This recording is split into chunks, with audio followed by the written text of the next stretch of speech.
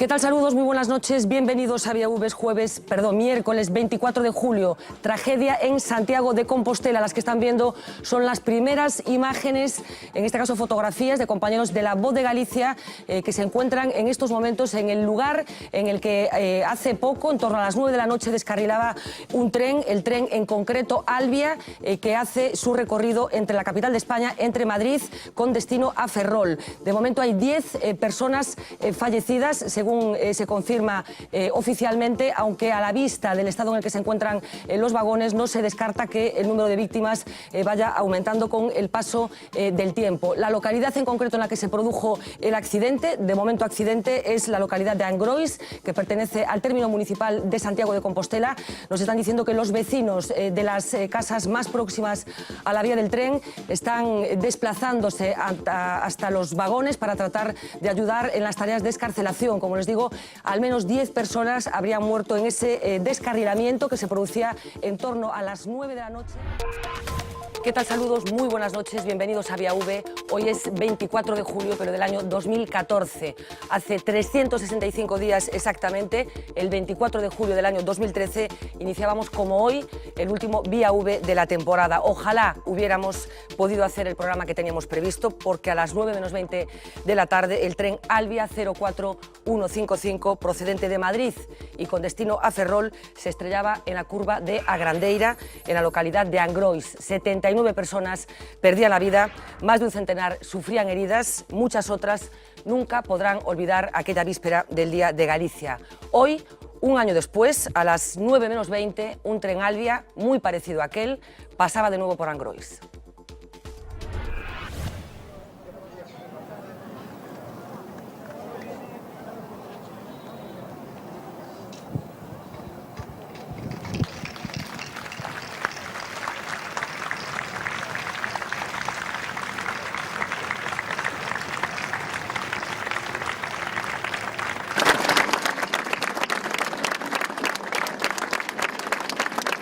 Este era el momento, como les decía, en el que ese tren recorría, pasaba por delante, trazaba la misma curva que, como les contaba, hace exactamente un año no conseguía salvar ese tren, con el resultado fatal que todos conocemos. Han pasado muchas cosas desde entonces, cosas que nos proponemos analizar esta noche en el transcurso de este programa especial que, entre otras cosas, pretendemos que sirva para que quede claro qué es lo que hay que hacer a partir de ahora y lo que no se ha hecho en este año que ha transcurrido desde la tragedia del Alba. Ernesto Sánchez Pombo, muy buenas noches. ¿Qué tal? Buenas noches, Parte de las personas que hoy nos acompañan también estaban aquella noche con nosotros. Simplemente te pido una sensación muy breve, por favor. Te lo comentaba antes de entrar, yo creo que fue con muchísima diferencia la noche más dura que vivimos en este plató, pero con muchísima diferencia, además, lo pasamos francamente mal. Roberto Blanco Galdés, muy buenas noches. Hola, buenas noches. Nuestros espectadores no lo saben, claro, hay una salita aquí al lado, muy cerca del plató donde se hace el programa, y poco antes de entrar en el programa,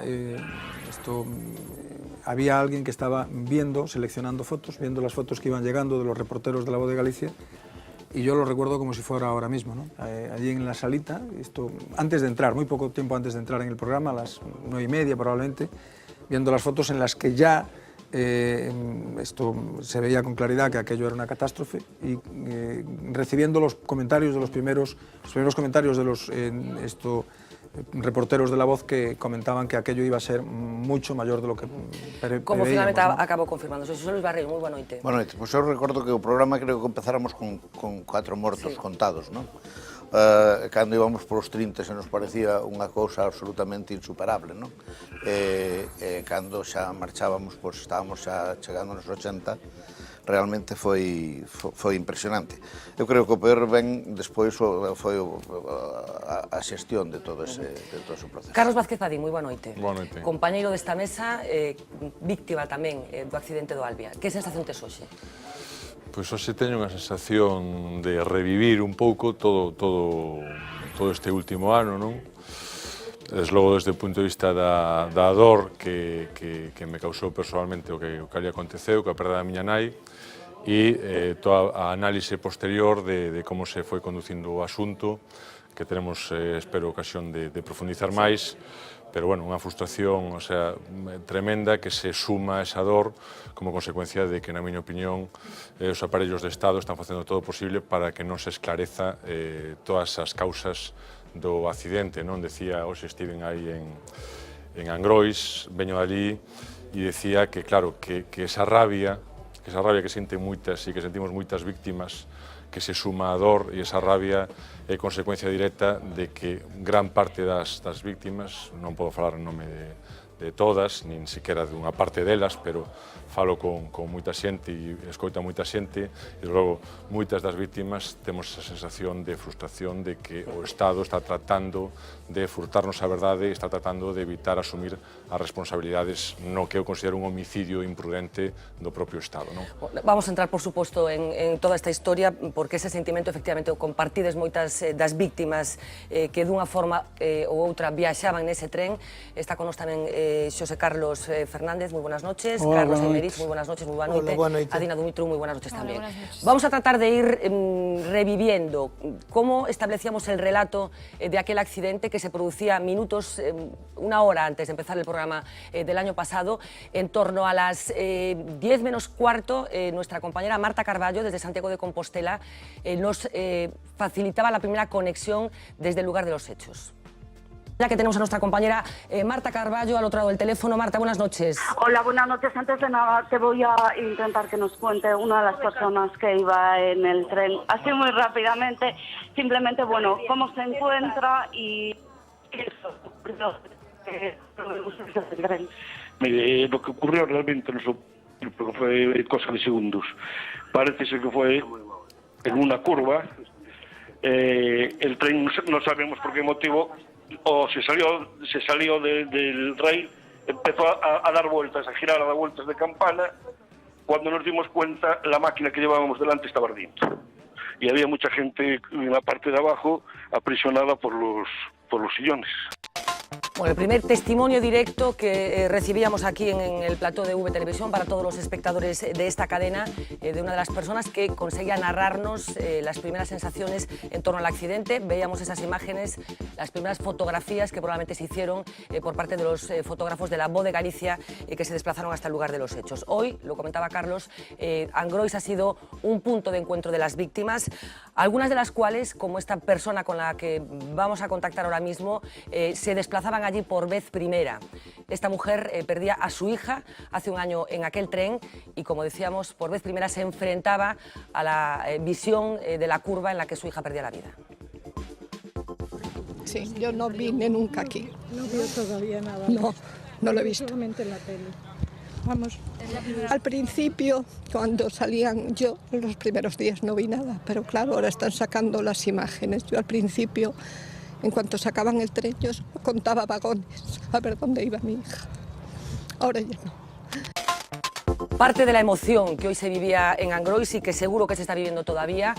Víctimas como Carlos que están indignadas con la gestión que se ha hecho del accidente y con la voluntad, creen, que se está poniendo encima de la mesa de que no se llegue al fondo de este asunto. Una de las más beligerantes, teniendo en cuenta además que es diputada del Partido Popular, es María Teresa Gómez Limón. Vamos a hablar con ella en el transcurso de esta noche, pero esta es parte de la actitud que María Teresa ha tomado desde el día que tuvo lugar el accidente del que ella consiguió salir con vida. Yo he estado a punto de morir, he visto muchísimos fallecidos a mi alrededor, he visto las personas, pues, perdón por la expresión, pero a trozos. Y después de esto, a mí lo que piensa el Partido Popular me importa una mierda. Bueno, pues así de contundente. María Teresa Gómez Limón, que forma parte de una de las asociaciones de víctimas. Nos vamos a ir al plato de informativos para que Uxía Rodríguez nos ayude a establecer el relato de todo lo que ha sucedido en estos 365 días transcurridos desde aquel 24 de julio. Adelante, Uxía. ¿Qué tal? Buenas noches, Fernanda. Pues como decíais, ya ha pasado un año desde aquel 24 de julio y 365 días después las víctimas siguen sin saber qué pasó realmente. La única verdad que nadie discute, el único dato seguro, es que aquel miércoles el tren descarrilaba a solo 3,5 kilómetros de la estación de Santiago de Compostela. Circulaba a 179 kilómetros por hora en un tramo limitado a 80. Ay, Dios mío. Pero eso ya se lo tenía dicho al de seguridad, que eso era muy peligroso. Somos humanos y se nos puede pasar. Es que eso es inhumano, esta curva. ¿Entiendes? O sea, es que con una luz y precaución, es que no... Es que no puede ser, hombre, que hagan estas cosas, hombre. Y dice, es que el maquinista tiene que estar... Eso. Y sí, pero somos humanos. No, tranquilízate, relájate. No, sí, pero es que es mi conciencia y los pobres viajeros. Es que yo no me... Es que no, me cago en 10, es que no puedo. Ay, Dios mío. Cuando el maquinista Francisco José Garzón ni siquiera había logrado salir de la cabina tras el descarrilamiento, cuando todavía no sabía la magnitud del accidente, ya dio la clave de lo sucedido. Un error humano, sí, pero todos somos humanos, dijo. Garzón recibió una llamada del interventor y cogió el teléfono cuando estaba a tan solo 6 kilómetros de la curva de Agrandeira. Ese fue su error. Solamente me recuerdo ya cuando... Dios mío, la curva, que no la tomo, Todavía ni lo comprendo ahora, cómo no vi yo no sé, mentalmente o lo que sea. El sistema de frenado automático no actuó. ¿Por qué? Porque el frenado ¿cómo se llama? En ese tramo lo hago yo, no lo hace la máquina. No lo hace la máquina. La única vez que me pasó, y por desgracia. Ya. ¿No se activó el freno en algún momento? Hombre, pero era inevitable ya. Y que había muchísimos muertos. Tan solo 4 días después del accidente, el maquinista fue acusado de 79 delitos de homicidio y una pluralidad de delitos de lesiones cometidos por imprudencia profesional. Desde entonces, Francisco José Garzón está imputado, pero aquí entra en juego el juez Aláez, instructor del caso hasta hace un mes. Él trabajó desde el principio con una hipótesis, la hipótesis de que el maquinista no es el único responsable, una hipótesis que se ha encontrado no con pocos obstáculos. En estos momentos, junto a Garzón, están imputados 12 responsables de la DIF. Todos se han negado a declarar y todos han recurrido sus imputaciones. Y es que la Audiencia Provincial de A Coruña ya tumbó las primeras imputaciones a cargos de la DIF. Aláez se mantuvo firme y volvió a señalar a la cúpula de la empresa pública. Cree que son potenciales autores de un delito contra la seguridad colectiva y partícipes en los delitos de homicidio y lesiones por imprudencia grave. Y aquí nos encontramos con otra de las claves que ha visto la luz este año. Hablamos del informe que el jefe de máquinas de la provincia de Ourense elaboró 19 meses antes del siniestro. El informe que alertaba del peligro de la curva de Angrois, en el que se hablaba sin paños calientes de la escasa señalización y en el que se exigían medidas de seguridad adicionales. Un correo premonitorio enviado 2 semanas después de que se pusiera en servicio la línea. Es una transición descendente por infraestructura de la velocidad máxima que pasa de 300 km por hora a 80 km hora, de 200 a 80 en los trenes que se utilizan actualmente, de una forma brusca, sin un aviso previo por señalización de la vía y sin el amparo del ERTMS. Únicamente existe una señal de velocidad descendente a la altura del punto kilométrico 84.230, 200 metros antes del punto del descarrilamiento, pero de poco vale, puesto que de no haber reducido previamente la velocidad, nada se podrá hacer ya. En estos momentos la instrucción judicial está en una especie de parón. Cambio de juez, Aláez ha sido reemplazado por Andrés Lagolouro. La audiencia provincial tiene que pronunciarse sobre los recursos de los responsables de la DIF y estamos en verano. Así que parece que al menos hasta septiembre no habrá novedades importantes. ¿Y qué papel han jugado los políticos mientras tanto? Esto parece que sí se resume rápido. Aquí en Galicia, PP y PSOE han tumbado 3 veces los intentos de crear una comisión de investigación para aclarar lo sucedido, y del Parlamento gallego al Congreso, donde lo único que se ha logrado es crear una subcomisión para estudiar y analizar el sistema ferroviario español. Y mientras, Fernanda, las víctimas observan impotentes lo que sucede, están convencidas de que la tragedia se podría haber evitado.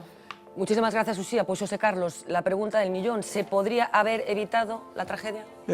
Todas las apariencias que hay hasta el momento y dicen que sí, que se podría haber evitado, porque esta línea no fue proyectada con las mismas características de completitud y de características de seguridad con las que se inauguró.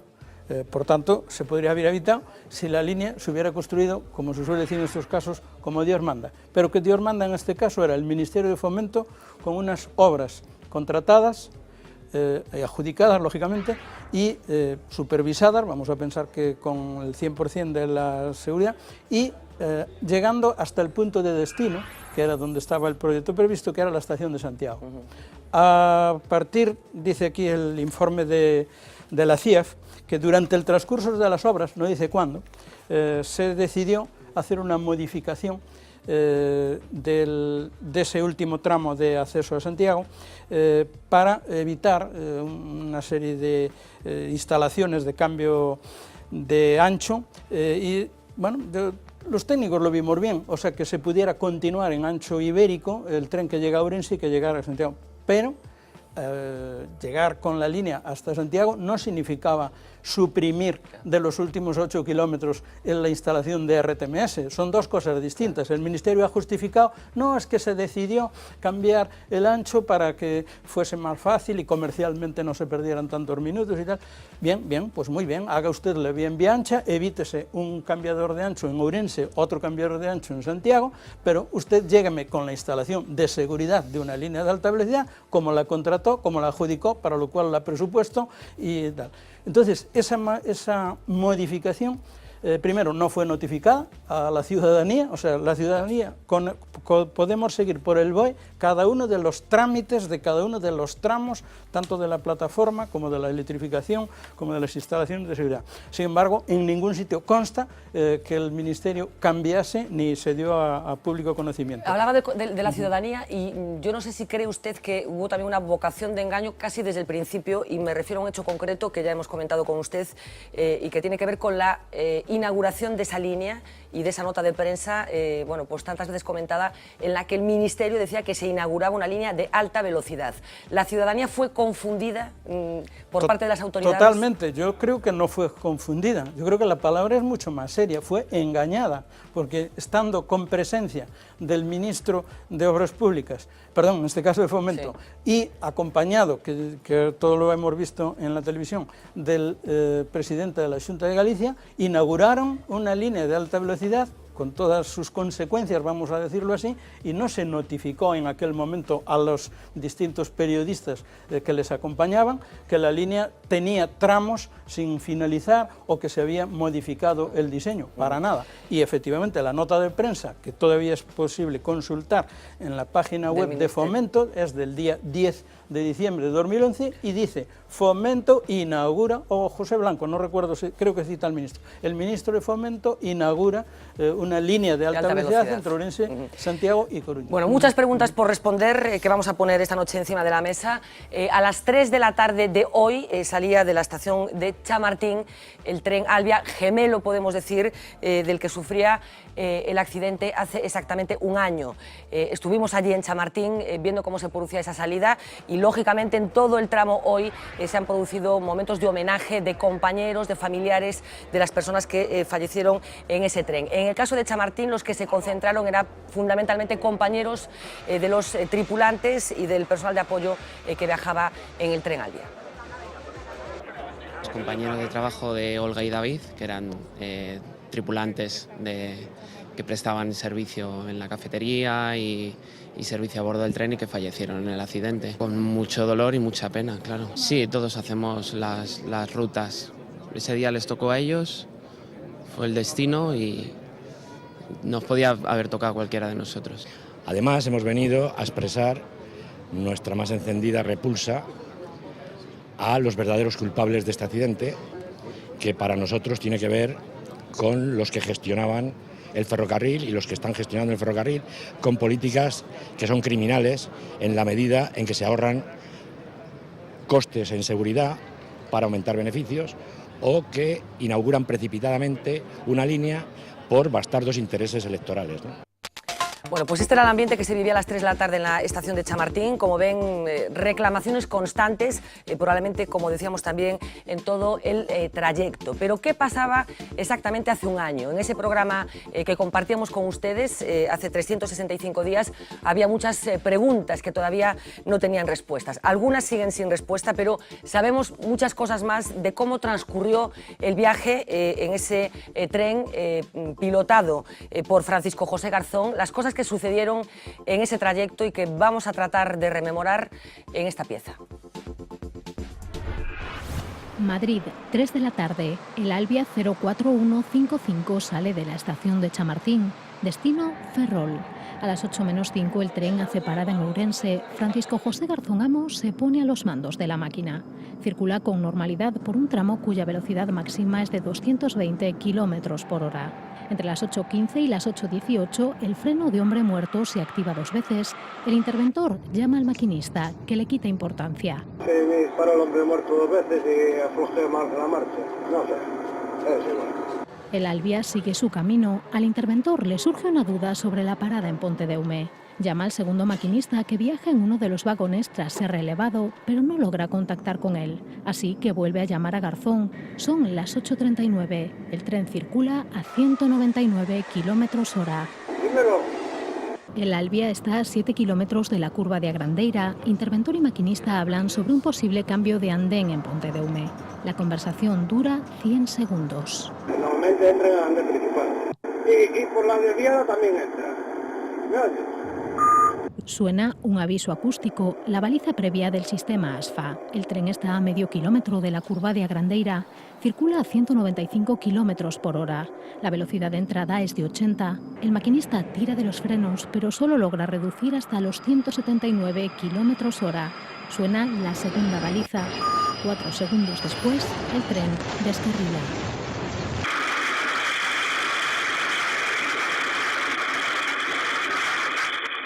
He volcado. Sí, tienes que cerrar a la otra vía. Sí, he volcado. O sea, no... Joder. Dios mío, pobres viajeros. Bueno, la comunicación que establecía Garzón con el puente de mando, así digamos, minutos después de que se produjera ese accidente. Enseguida vamos a escuchar con más detenimiento esa conversación. Carlos Aymerich, que todavía non interviras, bueno, que posición temos? Bueno, eu o que creo é que a estas alturas, vendo os autos, non, de investigación, vendo os informes de Fomento con independencia do que terá que dilucidar a xustiza, eu creo que hai cousas claras, non?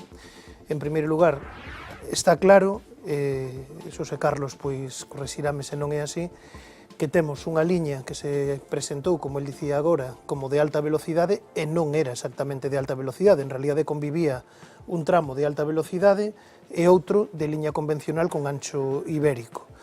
Temos algunhas decisións de Adif e do Ministerio de Fomento que modifican o trazado, o proxecto inicial. Se mantivese o proxecto inicial, habería un sistema que aseguraría que se o tren, que o RTMS, é dicir, este sistema de supervisión permanente, chegaría máis alá da liña da curva da Grandeira, chegaría prácticamente a estación e, por tanto, o tren habería un sistema de freado automático ou de parada automática se iba a unha velocidade superior. Iso modificouse, non se sabe por que razón, e non se sabe, entre outras cousas, porque os técnicos e os responsables do Adif non quixeron, verdade, acolleronse en moitas ocasións o seu dereito a non declarar, que a min pareceme unha falta absoluta de respeto para a xustiza, sobre todo para as vítimas, e sabemos tamén que este non foi a única decisión, que no mes, creo que foi o 23 de xuño do 2012, adoptouse outra decisión que foi desconectar tamén o sistema RTMS para os trens da serie 730, non? Porque a razón non era que houvese un problema de seguridade, ao revés, que saltaba algunha vez e o tren parábase. Entón, para evitar eses retrasos, o que fixeron foi desconectar o sistema de seguridade, co cal incrementouse aínda máis o risco. Entón, eu creo que vimos nunha sociedade como se lle chama, non? Unha sociedade de risco, que pasa que, como di, eu creo que di ben o Suiza Life neste auto de maio deste mesmo ano, os cargos do Adif, eu creo que tamén algúns políticos, o ministro de Fomento, asumiron uns riscos inasumibles e, por tanto, terán que responder por iso. Bueno, pues escuchábamos a Garzón, al maquinista Francisco José Garzón, en esa primera comunicación con Madrid, en la que se dijeron más cosas como estas. Atocha, Debe de haber heridos muchos, porque está volcado, no puede salir de cabina. Vale, tranquilo, maquinista. Me despisté y ¿cómo se llama? Y tenía que pasar a 80 y pasé a 190, una cosa así.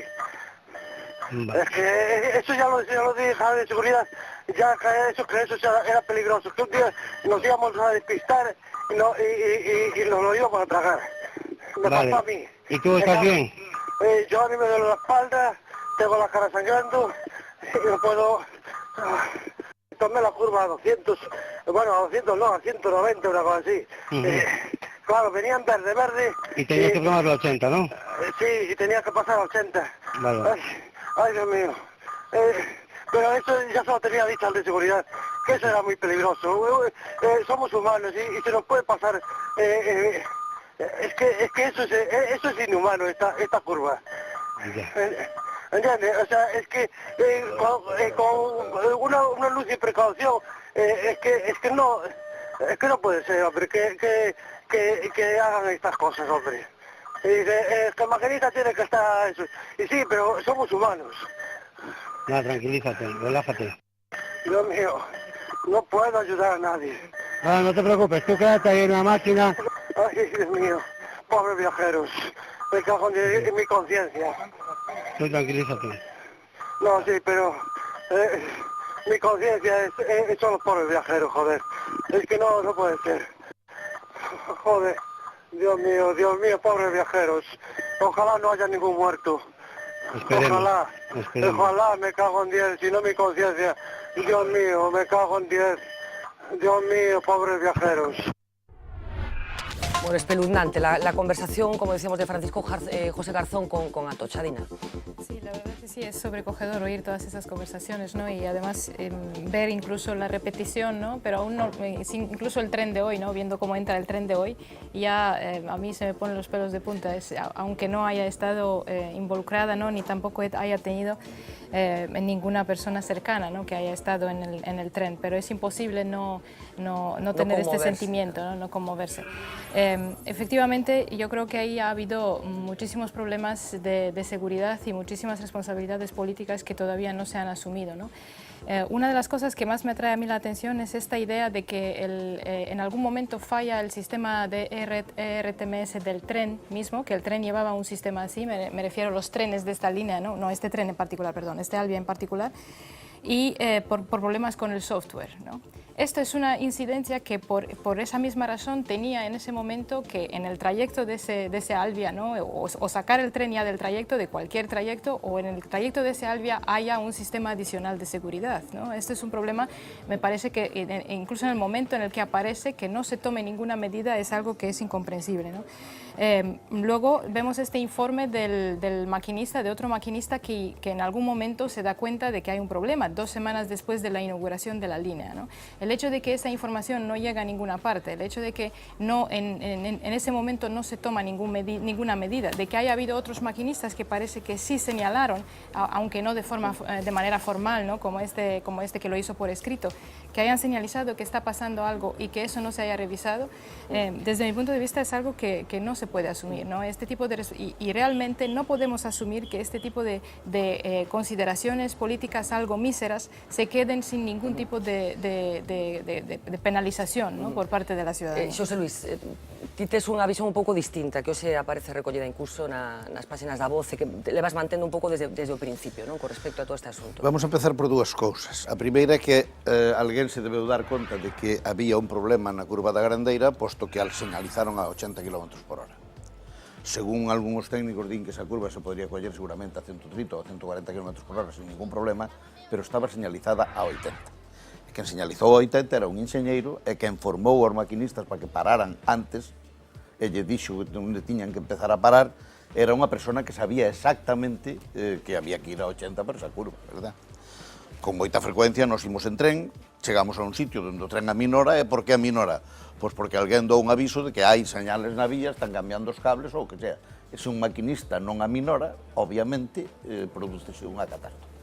E, por tanto, non digamos que non se sabía. A curva tiña unha señalización perfectamente reconocida e, ademais, severa. E, por tanto, todos os maquinistas o o Garzón sabía perfectísimamente, sabían que eso era así. Segundo, non debemos de pasar a todo o que se pode evitar. Todo se pode evitar. Sobre todo desde que sucedeu, todo se pudo evitar.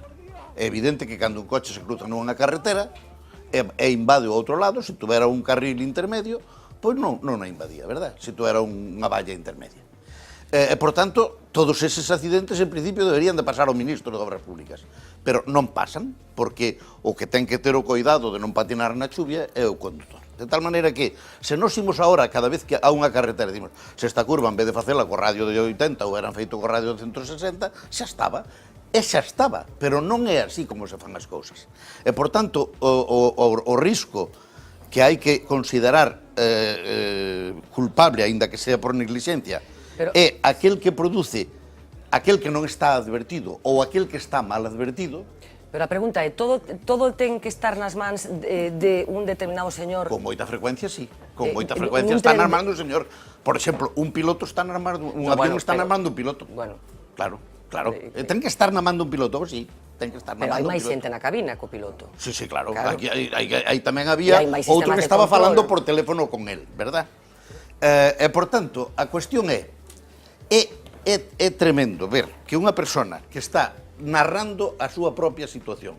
Dios mío, distraínme, tocou a baliza, non frenou, tocou a segunda baliza, frenou, era tarde, viña a 190, tiña que ir a 80, coller o tren en Ourense, non estaba cansado, nin agotado, nin nada, pasara por aí, me parece que 70 veces, 60 e tantas veces, sabía exactamente todo o que pasaba, e non frena, e non vou dicir que sea un criminal, solo digo, a imprudencia é del. Que a vía podía ser recta e podía haber marchado para a Coruña sin entrar en Santiago? Pois probablemente. Pero a cuestión é que non era así e tiña unha señalización 80. E ese é o problema criminal. O que haxa que aprender de como se fan as vías é outra cousa. Pero o problema criminal é que un tren que ten que pasar a 80 pasa a 190. A ver, José Carlos. E, por tanto, eu creo que esa é a cuestión, porque o outro lévanos a unha cuestión infinita donde non imos salir nunca desta situación, como moi ben imos comprobar no plazo de 10 anos. A ver, José Carlos. Vamos a ver, José Luis.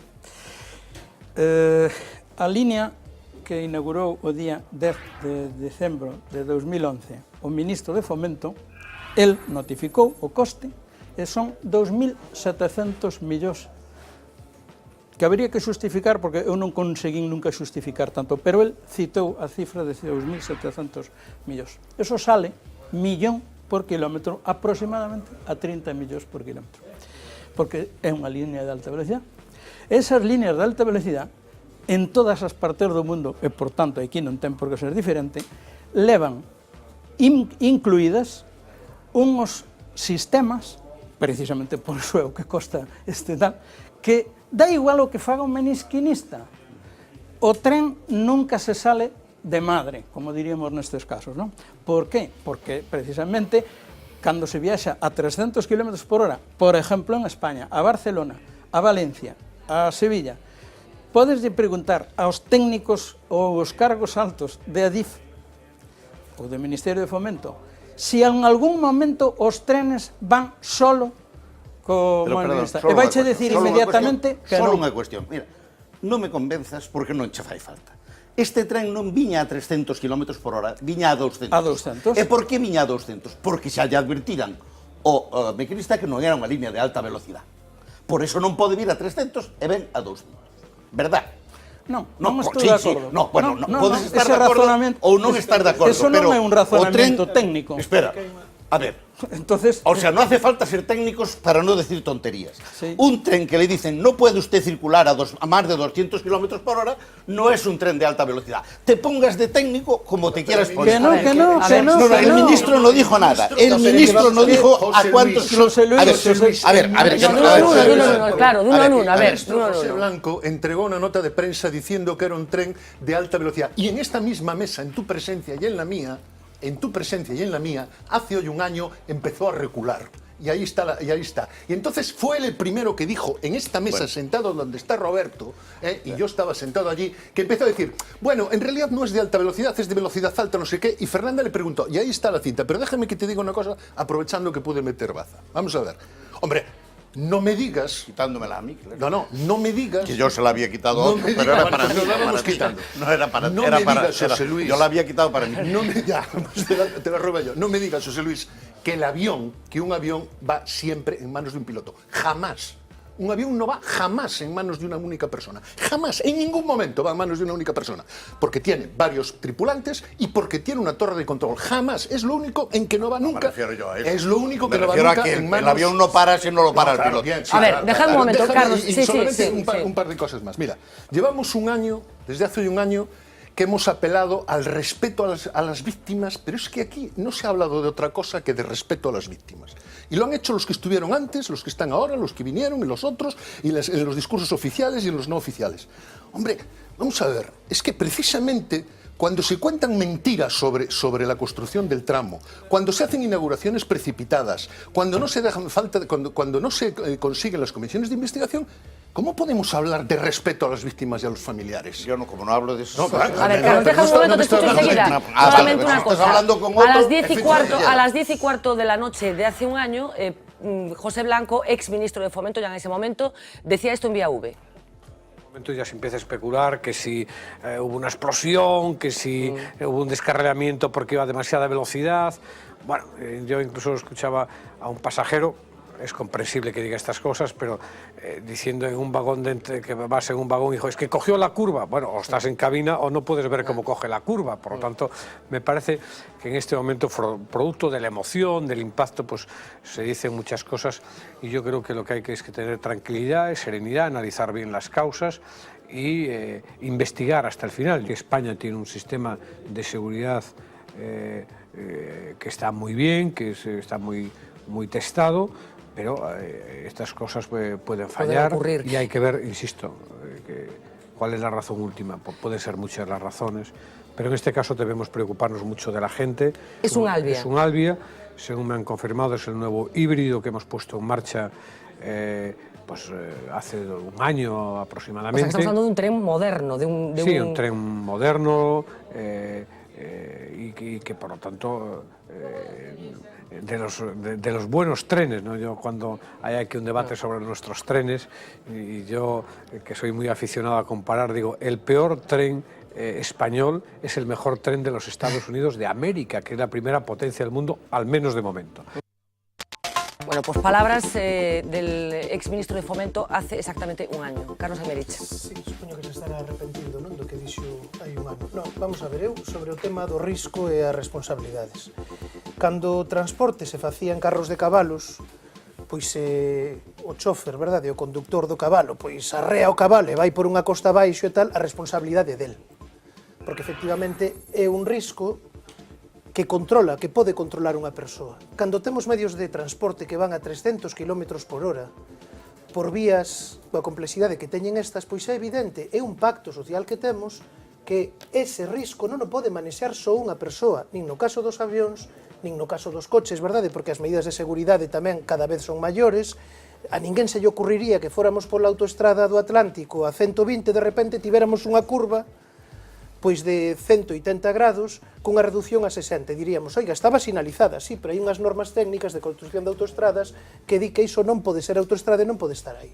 Que sucede? E onde está a cuestión? A cuestión está é que esta vía se fixo, é o que se está investigando, incumprindo as normas de seguridade establecidas, normas técnicas do propio Ministerio de Fomento e normas europeas. Incumpre, di o auto de maio do Suiza Life, parece que incumpre, logo veremos quen responde, pero obxectivamente nin cumpre as da alta velocidade, nin cumpre nin siquiera as de vía convencional. Porque non pode ser que haxa unha reducción de 300 a 80, non, mire, iso non pode ser. A ver, Roberto. Logo, haberá que ver quen toma a decisión de modificar o proxecto, de eliminar o sistema de seguridade, por tanto, eu non lle vou quitar a responsabilidade ao maquinista. O que sucede é que non podemos asumir socialmente inasumible que un tren que vai a 300 km por hora dependa só pois de que un señor teña un bon ou un mal día. Non pode ser. A ver, espera, deberíamos sí. de corregir la idea de que no va a 300 porque tiene prohibido ir a 300. No, pero perdón, porque lo acaba de decir. Pero perdón, claro, iba es que a si no, 220 que é máis do que pode ir unha liña convencional que ten de máximo 200. No es más, no. Sí, liña no, convencional. los trenes Alvia del Mediterráneo que van por línea convencional circulan a esa velocidad. Por tanto, no estemos siempre, no puede ir a 300, si no puede ir a 300 porque no era de alta velocidad. Y el maquinista lo sabía y los técnicos lo saben. Claro. No puede no saberlo el tabernero, pero los técnicos saben que no puede circular. José Luis, Eu non teño ningún interese nin en defender nin en atacar ao Ministerio de Fomento. Vamos a intentar hacer un poco de pedagogía, porque creo que puede ser bueno. Una cosa es una línea y otra cosa es un tren. La línea fue vendida y además construida en su mayor parte para alta velocidad. Significa que en su día podrán circular trenes de 350. En su día. El tren, en cambio, no es de alta velocidad, es un tren de velocidad alta porque en su máxima, digamos, capacidad no pasa nunca de 250. Y en esa línea en concreto lo tenían limitado a 220. La pedagogía iba por otro lado. No hace falta ir a más de 100 km por hora para que no se necesite maquinista. En este momento, en París hay 3 líneas de metro que transportan mucha más gente que nuestros aves que van sin maquinista. Pero no hay que ir a Francia. En España, en Barcelona, tenemos 2 líneas de metro que circulan sin ningún tipo de maquinista. ¿Por qué? Porque tienen sofisticados sistemas de seguridad que no precisan ni frenar ni acelerar y abren además en el punto exacto donde la gente entra y sale. Cuando yo antes dije que la línea había costado lo que había costado, es porque se incluyeron en los presupuestos, porque está obligado por la legislación europea y española a dotarla de los sistemas, que son todavía muchísimo más sofisticados que los del metro, para que no se necesite conductor. Y un último apunte, y es... bueno, se me va a ir el hilo. Roberto. Sí, bueno, vamos a ver. Hablar de esto tiene siempre la dificultad de que es hablar de algo que afecta a personas que nos estarán viendo, muchas de ellas con familiares que han fallecido. Tenemos además aquí a uno de ellos, que es Carlos, ¿no? Que perdió nada más ni nada menos que a su madre, ¿no? Y por tanto es complicado. Y en consecuencia yo voy a intentar hablar desde la objetividad de quien no está implicado en el asunto, que es distinto, lógicamente, que quien está implicado en el asunto. Yo comprendo que quien está implicado en el asunto, a la fuerza, tiene que tener un sentimiento distinto. Quien ha perdido a su madre o un hijo allí, ¿no? José Luis ponía antes el ejemplo del avión, y yo entiendo el ejemplo del avión. Yo no sé si alguno de vosotros ha ido alguna vez en la cabina del avión cuando el piloto aterriza, ¿no? Yo sí, yo lo he hecho en un par de ocasiones, por razones que no hacen al caso, incumpliendo la normativa que ahora ya no se puede incumplir porque la cabina va cerrada, etcétera, ¿no? Pero cuando esa normativa no existía, y hay un momento en el que el avión toma tierra, en que el avión va a manos del piloto. Es decir, el piloto lleva un copiloto que le va dando las tomas de altura, pero ahí va a manos del piloto. De manera que si el piloto en ese momento no tiene la diligencia que tiene que tener, el avión no aterriza. O sea, tú ves perfectamente la cabeza de pista, ves la línea, te das cuenta perfectamente ves que es muy fácil de hacer, o sea, te das cuenta de que eso es mucho menos complicado de lo que tú crees, te parece que es muy fácil de hacerlo, es mucho más complicado, obviamente. Pero si en ese momento el piloto enloquece, o se pone a leer la vuelta al mundo en 80 días, el avión se estrella irremisiblemente, con todos los sistemas de seguridad, torre de control, mediciones de altitud, ILS, de acercamiento al aeropuerto. Si el piloto en ese momento deja de tener sus manos en los mandos y empieza a leer la vuelta al mundo en 80 días, el avión se estrella. Tú preguntabas, ¿se podía haber evitado el accidente? Claro, el accidente se podía haber evitado si el señor Francisco José Garzón hubiera cumplido con su deber, que era ir pendiente de lo que tenía que ir pendiente, que era de conducir el tren adecuadamente. Voy a seguir, muy brevemente. Por tanto, esta era la mejor manera de evitar el accidente del tren. Esto no quiere decir que no pudiera haber eventualmente más responsables. Es decir, siempre y cuando se pueda demostrar. Porque este es un problema, una cosa es el posible engaño político de decir que es un tren de alta velocidad y luego es de velocidad alta. Yo no me meto en esto no me interesa. Esto es un problema político que en este momento no me interesa. Si se pudiera demostrar, antes lo decía Carlos Aymerich, que se ha incumplido la normativa respecto de este tipo de trenes y respecto de este tipo de trayectos. Es perfectamente obvio que si hay una normativa que se ha incumplido, se ha producido un incumplimiento de la ley. pero solo en ese caso. Solo en ese caso. Es decir, lo que no puede hacer un juez, y yo creo que aquí es donde podemos estar, diríamos, empecinados en el error. Lo que no puede hacer un juez es definir por su cuenta cuáles son las medidas de seguridad que tiene que tener un tren. No, las medidas de seguridad... Déjame acabar, Carlos. Déjame acabar. Las medidas de seguridad que tiene que tener un tren son las que determina la legislación vigente. Y si el tren cumple la legislación vigente, no hay posibilidad de perseguir penalmente nada más que a quien ha incumplido claramente su obligación, que es la de conducir el tren. Carlos, acabo ya.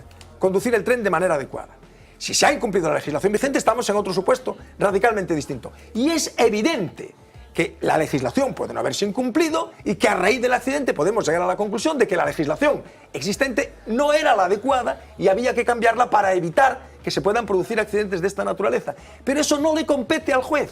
El problema es que podemos acabar con un proceso infernal que dure un montón de años y que no sirva para nada. Es decir, lo que tiene que determinar un juez es si se ha producido un delito, y el delito se produce cuando alguien incumple las normas previstas, en este caso un delito por imprudencia, cuando incumple las normas previstas. Si no se incumplen las normas previstas en el diseño del tren, en el diseño de la vía, no hay posibilidad alguna de que se haya cometido ningún delito. Déjame que escuche a Carlos Vázquez Adín. É tramposo o argumento do profesor Blanco cando trata de decir que eu son No pretendo ser tramposo, bien lo sabe Dios. Non, pero bueno, bien lo sabe Dios. Me parece que é tramposo o seu argumento cando dice que eu son susceptivo na análise deste. Por suposto que son susceptivo. No me malentiendas, no he querido decir eso en absoluto. A ver, que as víctimas somos susceptivos, por suposto. É o que dixo. Si quere rectificar, pode rectificar, pero é o que dixo. Bueno, pues si se trata de rectificar, rectifico, Carlos, no tengo inconveniente alguno. Lo que quería decir es que yo puedo hablar esto con una frialdad que yo comprendo que hay gente que no puede hablar, no hablo de objetividad. Si se trata de rectificar, rectifico sin ningún problema. Y pido disculpas, y en concreto a ti te las pido muy sinceramente. Pois agradezo. Si é de frialdade, podemos estar un pouco máis de acordo. De susceptividade, todos somos susceptivos e todos coxamos dun determinado pé e todos analizamos a realidade baixo un prisma sempre subxectivo. Creo que os argumentos técnicos, non vou ser o quen o reitere, son esmagantes, é dicir, Francia, podemos comparar con outros países que son referencia en AVE, e isto nos podería ilustrar o profesor Xosé Carlos, non? Xosé Carlos. Xapón, 50 anos de AVE, creo que alrededor dos 60 veces máis pasaxeiros que dos que leva transportado o español, 0 vítimas. Francia, alrededor de... 33 anos, sí, tamén. 33 anos. Sí, 6 veces máis. 6 veces máis pasaxeiros dos que leva transportado, 0 vítimas. Por tanto, señores, estamos frente a unha chapuzada española. Frente a unha chapuzada española. E creo, ademais, que hai un problema grave de inmoralidade do Estado en todo o proceso. Primeiro, o Estado inaugura antes de tempo para buscar, neste caso en unha persoa concretamente, José Blanco, o seu rédito electoral saltándose os requisitos técnicos que estaban establecidos para esa vía e modificando co obxectivo político claro e calquera que saiba, e aquí todos os que estamos nesta mesa saben tanto máis que a min de política, saben que inaugurar é fundamental para un político e este señor quería inaugurar. Mentiron no AVE non AVE, isto era un AVE, el AVE gallego para arriba, el AVE gallego para baixo, as notas de prensa do Ministerio siguen aí. Mentiron, o día seguinte xa non era AVE. Non se asumiron ningún tipo de responsabilidades políticas. E por si fora pouco, posteriormente ao accidente, o Estado, na miña opinión, que é susceptiva como todas, traballou activamente para evitar o esclarecemento do accidente. Na vía política, eu non creo moito nas comisións parlamentarias de investigación, pero impedindo as comisións parlamentarias de investigación e na vía judicial, a través do bochornoso papel do fiscal, de Antonio Roma, que asume unha por unha as teses do abogado de Estado. As vítimas e todos os contribuintes estamos pagando soldo a eses señores e despois temos que pagar os nosos abogados do noso propio bolsillo e pagamos os impostos, por certo, recados de forma coercitiva, non voluntaria, para pagar o soldo a uns señores que están traballando en contra do esclarecemento da verdade. Continúo e xa remato dentro de pouco. Despois tratan de distraer a opinión pública co tema de dos condutores, cando en Xapón non hai dos condutores, en Francia non hai dos condutores, con cintos de seguranza, en ningún tren de alta velocidade do mundo hai cintos de seguranza, con que o equipaxe ten que ir máis seguro. Isto non se contempla en ningún lugar do mundo no AVE. E, por si fora pouco, xa o máis humillante, o máis doloroso, é que fagan unha estrategia propagandística para tirar rédito político da dor e da conmoción da sociedade galega, utilizando os veciños de Angrois. Onte escoitei nun coloquio en Santiago un veciño de Angrois, como decía abertamente, que se sentían manipulados polo poder político, como usan dunha forma absolutamente inmoral aos veciños de Angrois para poñerse medallas. Non sei quen decía, o profesor Barreiro, que sabe moito, poderá decir que personaxe histórico decía isto, que pon unha medalla normalmente o que trata é de poñela así mesmo. E xa remato. E despois, contra unhas vítimas que protestan hoxe pola mañán pacíficamente, volven a usar a coerción os antidisturbios que tamén, entre outros moitos, pagamos as vítimas. Bueno, pues vamos a hablar... preguntarle solo una cosa breve a Carlos. Por favor, brevísimamente, Carlos.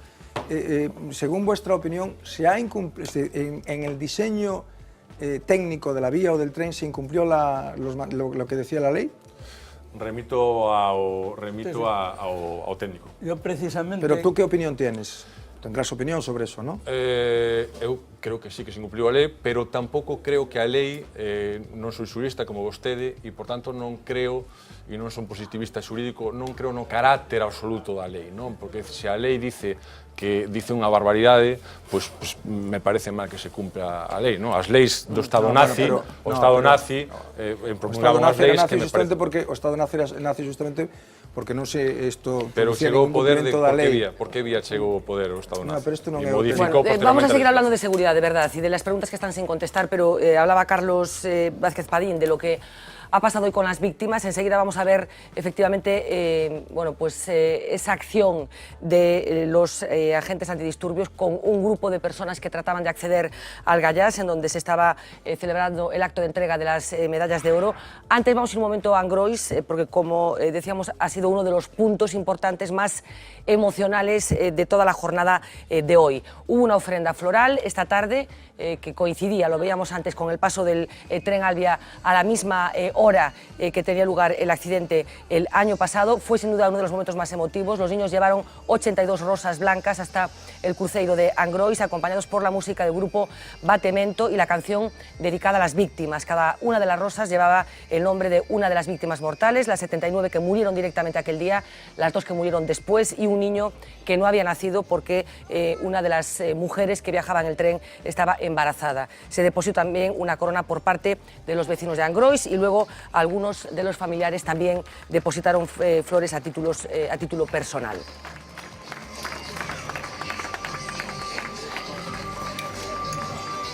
Bueno, hubo también un minuto de silencio, 2 minutos en realidad, que se van a guardar.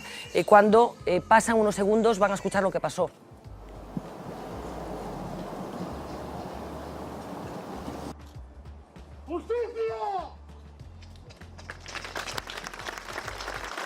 Bueno, esto sucedía durante ese minuto de silencio delante de la vía del tren y finalmente compartir otra imagen de esta misma tarde, de las 8 de la tarde. Durante el acto de homenaje pasa por la vía el Avant de las 8. A la persona que dirige el acto se le escapa un uf. Sí, pero vamos a dejar que pase.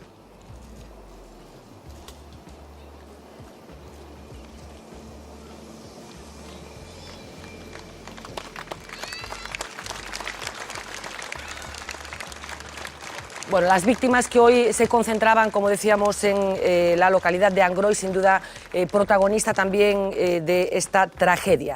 Hablaba Carlos, de lo que sucedía esta mañana. El Obradoiro había convocado un acto de protesta de las víctimas que no están de acuerdo con cómo se están haciendo las cosas. Vemos imágenes de esa concentración en la que se dijeron cosas como estas. Queremos que se haga justicia, que se sepa la verdad, porque no es normal lo que está pasando, que tiene que pasar en España para que digan la verdad. Esa falta de transparencia no es ocultación de la verdad, no es falta de transparencia, es que están negando negando la mayor que el conductor es el último eslabón de una serie de chapuzas, desde el diseño del tren hasta los cambios de planificación. Habían desactivado el sistema de frenado automático, luego viene después una baliza que si hubiera estado puesta o el tren hubiera frenado, y el último, como si dijéramos, es el maquinista, que recibe además una llamada corporativa, no recibe una llamada de un amigo ni de su familia. Mi familia ya ha perdonado al maquinista, yo le he perdonado. Bueno, pues esto sucedía por la mañana en la Plaza del Obradoiro. Desde este acto, estas víctimas se trasladaron hasta el Gallás, allí en la Ciudad de la Cultura. Tenía lugar el acto de entrega de las medallas de oro previstas por la Xunta de Galicia para las víctimas y para los vecinos de Angrois. Estas víctimas y los vecinos de Angrois, como ya saben, decidieron no recoger esa medalla, pero sí acudir hasta el Gallás, en donde pasaban cosas como estas. Estamos aquí, nos han invitado oficialmente, no nos... Que lo hagan, si realmente es como... Que no podemos pasar porque no estamos invitados. Porque no tenemos un cartoncito así. No estamos invitados, sí estamos invitados. Nos ha invitado Feijóo por la televisión y por todos los lados. Somos víctimas y afectados, que nos dejen pasar. Mira la lista. Estamos aquí, mi madre está aquí, mi madre está muerta, aquí está, estoy invitada. Nosotros somos las víctimas. Somos las víctimas, nos han muerto familiares. Hay aquí gente que ha estado en el accidente y no nos dejan entrar. Si nosotros tenemos el nombre, tenemos más derecho que los que han ayudado a nuestros familiares. Y se lo agradecemos mucho, pero nosotros necesitamos coger y hablar con ellos de que nos digan por qué están haciendo esto. Somos personas, somos seres vivos. No se nos puede tratar así como si fuésemos perros, animales. Ni el propio animal hace eso con los grupos. Y vosotros, que sois policías, sois personas y nos estáis tratando como animales, como si fuésemos un bicho que se pisa. Que no nos dejan pasar, ya han mandado antidisturbios. Y no les dejaron. A estas víctimas del tren se les prohibió la entrada al acto de entrega de las medallas de oro de Galicia porque no estaban en la lista de invitados. No nos dejan entrar, si nosotros tenemos el nombre, tenemos más derecho que los que han ayudado a nuestros familiares. Como no venga nadie dentro de un minuto, pasamos y nos llevan a todos detenidos. Pero no hubo que llegar hasta ese punto. Finalmente se fueron sin poder entrar a mostrar su rechazo a la medalla. Porque nosotros lo que no queríamos era medallas, sino que nosotros lo que queríamos es que se cree una comisión de investigación. Ajenos a todo, representantes políticos del PSOE y del PP únicamente, junto con víctimas del tren, se reunían en uno de los edificios de la Ciudad de la Cultura. Fue un acto sobrio e institucional. El momento más emotivo fue cuando Óscar Luis Mateos y Natalia Maiz recogieron la medalla en nombre de todas las víctimas. No hubo reproches, solo palabras de agradecimiento. Gracias, pueblo gallego. Grazas por secar as nosas vagoas. Natalia tenía 21 años cuando el accidente le cambió la vida. Sacas fuerzas que nunca creíste tener y te intentas superar continuamente. Un año después de la tragedia, recordó aquellos primeros momentos. A pesar de viajar en el vagón que salió desplazado a la plaza del pueblo de Angrois, milagrosamente no perdí la conciencia. Fui testigo de la gran labor realizada por mucha gente. En su discurso, nuevamente, el agradecimiento. Nunca olvidaré sus nombres, Ramón, Abel y María. Víctimas y rescatadores compartieron protagonismo. Profesionales de la salud y de los dispositivos de emergencias recogieron también la condecoración a todo un colectivo. Esta tarde lucirá o sol en Compostela, pero o sol desta tarde ten memoria e aínda proxectará, en palabras dun célebre poeta, rayos de duelo. Paradoja de que esto sucediera en Compostela, donde terminan tantos caminos, y sentía miedo. Sentía miedo de no poder atender dignamente a todas las víctimas, sobre todo a las más graves. Los vecinos de Angrois no acudieron al acto porque pidieron recoger la medalla en otra fecha. Para ellos, como para el resto de homenajeados, el presidente de la Xunta tuvo palabras de agradecimiento. Votamos man do idioma que é patrimonio de todos dende que Galicia existe, para dicir que en aquel lugar cheo de dor estaba un país enteiro. Con la voz entrecortada al inicio de su intervención, de facer presente o que aquí sucedeu hai un ar. Feijóo habló de heroísmo espontáneo. Dende ese instante somos un país mancomunado, pioneiro no que poderíamos denominar a sociedade da cooperación. La música puso punto y final a un acto en el que sobre todo se puso en valor el espíritu solidario de toda Galicia. Bueno, se preguntarán qué pasa con las víctimas, porque efectivamente había un grupo de víctimas que sí que estaban dentro recibiendo esa medalla por parte del presidente de la Xunta de Galicia y ese otro grupo de víctimas que estaban fuera. Así que vamos a tratar de aclarar qué está pasando con todo este colectivo. Mariana Caregato, cuéntanos. Pues Fernanda, que inmediatamente después del accidente del Alvia se formaron dos asociaciones de víctimas. Una es la Asociación de Perjudicados por el Accidente Ferroviario del Alvia de Santiago, la APAFAS, que tiene su jerarquía muy bien organizada. El presidente es el sevillano Cristóbal González, el impulsor de la plataforma. Su cara aquí en Galicia es Lidia San Martín, que estuvo aquí con nosotros en Vía V, es gallega de FENE y es también la tesorera de esta asociación. La APAFAS acudió esta tarde a la entrega de medallas, los veíamos, a la entrega de las medallas de Galicia, y se volcó también en la organización y celebración de estos dos eventos de esta tarde, la misa y el acto de homenaje en Angrois. Pero mientras APAFAS desde un primer momento se centró en las responsabilidades penales,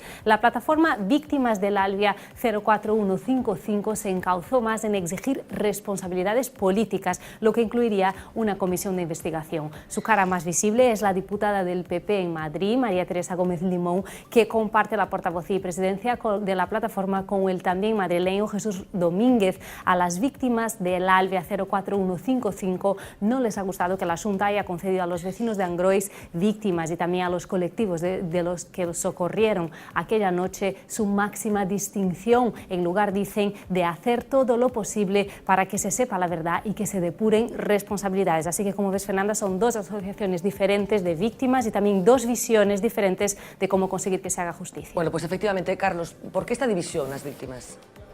Bueno, eu simpatizo, bueno, non fai falta casi que o diga, non? Simpatizo moito máis coa segunda das plataformas. Evidentemente non vou ser eu quen faga xuizos de valor negativos sobre ninguna delas, porque evidentemente todos eles sufriron un accidente e todos eles teñen o mesmo dereito a expresar as súas opinións. Eu realmente custame moito entender a postura de APAFAS, non? Da plataforma que preside Cristóbal. Eu, dándolle voltas, pois, teño unha hipótese que pode ser perfectamente errónea, de que, bueno, de alguén despois dun trauma, pois busca non abrir máis esa ferida mediante un enfrentamento ante alguén tan poderoso e ante alguén co que tes tan poucas posibilidades de triunfar e ter éxito como é o Estado. Eu xogaría aí un pouco a psicólogo porque realmente non son capaz de entender como se refuga absolutamente por parte da asociación APAFAS facer unha valoración política que entendo que é consustancial. Incluso poderíamos chegar a decir que non hai ningún argumento, na miña opinión, pero esculpar, decir que non hai, decir abertamente que na súa opinión non hai ningún tipo de responsabilidade política, pero creo que ese argumento sea tan feble que tampouco o din, ¿no? Adina, ¿de qué depende la gestión del duelo, digamos, por parte de las víctimas y la exigencia de unas cosas u otras? Bueno, realmente la exigencia del duelo es muy particular, ¿no? Es decir, la forma de llevar el duelo por parte de una persona es individual, es única en caso de cada persona. Y realmente las reglas que se pueden aplicar en esos casos son pocas. Realmente yo creo que lo que estamos viendo aquí, y en eso coincido con Carlos, son dos formas de enfrentarse a la tragedia, ¿no? Hay una forma de enfrentarse a la tragedia que consiste en darse apoyo mutuo, ¿no? Por eso se asocian, supongo, por eso existe la APAFAS, ¿no? Pero no en buscar responsabilidades más allá de lo que puede hacer la justicia y en algún sentido a lo mejor pasar página. Y otra forma de enfrentarse a la tragedia que está más relacionada con la rabia que ha producido este evento y que está relacionada con encontrar los culpables. También esto se asocia con una forma de interpretar la realidad, ¿no? Porque siempre cuando tenemos el duelo también está relacionado con cómo interpretamos en ese momento la realidad, de quién es el culpable, a quién asociamos, a quién atribuimos la culpabilidad. Sí. Pero las dos formas son legítimas, por supuesto, las dos formas de vivir el duelo son legítimas, pero yo creo que esto hay que separarlo, ¿no? La forma de vivir el duelo, que es personal y ahí no nos podemos meter, y creo que no es bueno meterse porque nosotros los psicólogos sí reconocemos que no hay pocas reglas que se puedan aplicar a la vivencia del duelo, pero eso sí se tiene que separar del análisis político que se esté haciendo o del análisis de responsabilidades que se esté haciendo. Y las responsabilidades... Pero en cualquier caso, supongo que también una forma de resolver, de cerrar página, de pasar página, digamos, es que las víctimas sientan que se restauran o que se señala a los responsables del accidente. Pero eso es así solamente si realmente haya una respuesta por parte de la Administración. Y en esto yo creo que en este caso la Administración se está equivocando, por lo menos en la manera de llevar esto, ¿no? Porque estamos viendo esta imagen en ese momento de lo que está pasando con las víctimas, ¿no? De que hay una serie de víctimas que están fuera. Eso es algo que la Administración no debería haber permitido, aunque tuviera que enfrentarse a que haya protesta dentro de la sala y aunque ese evento hubiera sido un poco diferente de cómo lo habían planificado, ¿no? Y yo creo que eso por un lado. Por otro lado, hay sistemas, hay modelos en otros casos, ¿no? De tragedias de este tipo donde se establecen conversaciones, ¿no? Desde el momento en que ocurre el accidente con las asociaciones de víctimas, con representantes políticos o mediadores en este caso, que puedan hablar de la forma de restauración y conciliación en este caso y la forma de compensación también. Las formas de compensación en casos de accidentes y de tragedias, de desastres también, no se deberían nunca tomar solo de arriba abajo, ¿no? No se debería nunca tomar por parte de una decisión política, sino en colaboración y según modelos que realmente puedan permitir que haya esa reparación efectiva, ¿no? Lo cierto es que a las víctimas les irrita de una forma especialmente particular la coincidencia, y mira que coinciden en pocas cosas, del Partido Popular y del Partido Socialista a la hora de negarse a que se cree esa comisión de investigación en el Parlamento gallego, independientemente de que valoremos si las comisiones de investigación sirven o no para algo. Roberto, te pido brevedad, puedes... Sí, porque hacíamos un corte de publicidad, si no. No, si quieres ¿sí? hacer el corte, bueno, pues mira, vamos a ir a publicidad. Prefieras. Antes de ir a publicidad, por ir haciendo un poco la coincidencia de tiempos con hace un año, a esta hora, a las 11 menos cuarto, hablábamos por teléfono con un interventor que nos daba las primeras claves de cómo es el maquinista de aquel Albia. É moi difícil de decir. A seguridade que temos en Renfe é extraordinaria. Non sei, vin ao maquinista fai un momento, conozco, é un gran chaval, non sei, hasta que a policía diga... Sí. O motivo... Algún problema? Non sei se é o punto no que se xuntan as vías novas cas vellas. No, simplemente, como é chegando a Santiago, pois o maquinista terá que reducir a velocidade. Seguro que como profesionales que son todos, pois o faría correctamente. Ojalá no haya ningún muerto. Dios mío, me cago en 10. El primer minuto fue brutal. El vagón se detiene y ves el panorama ante tus ojos. ¡Qué horror, Dios mío! No hemos mejorado absolutamente nada. Era mi vida, la niña de mis ojos, de mi corazón.